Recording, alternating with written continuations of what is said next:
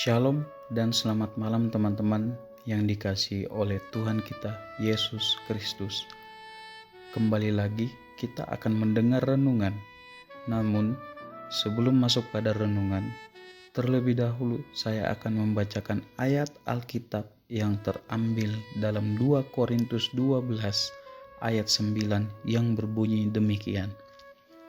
Tetapi jawab Tuhan kepadaku, cukuplah kasih karuniaku bagimu, sebab justru dalam kelemahanlah kuasaku menjadi sempurna. Sebab itu terlebih suka aku bermegah atas kelemahanku, supaya Kristus turun menaungi aku. Mari teman-teman kita menenangkan hati dan pikiran kita, dan kita masuk dalam renungan yang berjudul Jangan Lumpuhkan Semangatmu. Tahukah teman-teman bahwa di dalam otak kita terdapat miliaran sampai triliunan sel saraf. Hal-hal tersebut berfungsi menopang saraf-saraf yang ada di dalam otak kita. Sel-sel penopang itu terbagi menjadi beberapa kelompok saraf, dan tiap kelompok saraf memiliki tugas masing-masing.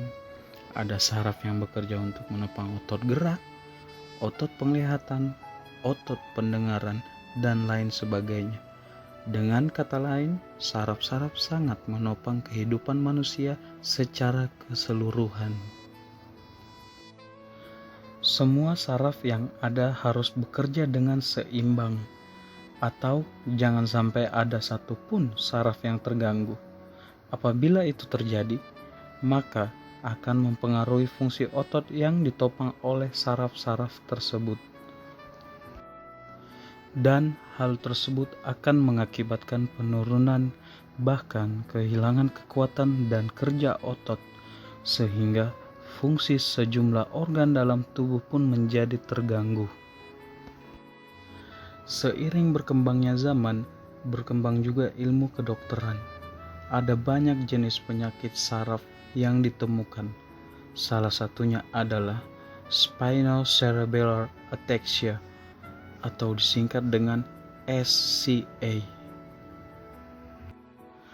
Spinocerebellar ataxia atau SCA mengakibatkan timbulnya ketidakseimbangan dalam daya kerja saraf pada tubuh.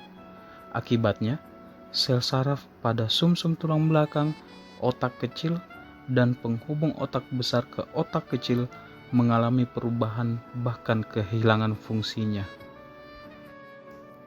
Penyakit ini bisa dikatakan penyakit yang sangat langka dan untuk saat ini tidak dapat disembuhkan. Karena belum bisa ditemukan obatnya, dari segi medis, obat yang ada saat ini sifatnya hanya menghambat berkembangnya penyakit tersebut, bukan untuk mengatasi penyebabnya. Seperti yang dialami oleh seorang wanita yang berasal dari negara Tiongkok yang bernama Zhu Yufang. Wanita ini mengalami penyakit SCA yang menyebabkan separuh tubuhnya menjadi kaku atau tidak bisa digerakkan. Walau dalam keadaan demikian, ia tetap berjuang untuk menghadapi, bahkan berjuang melawan kelemahan atau kelumpuhannya tersebut semampunya.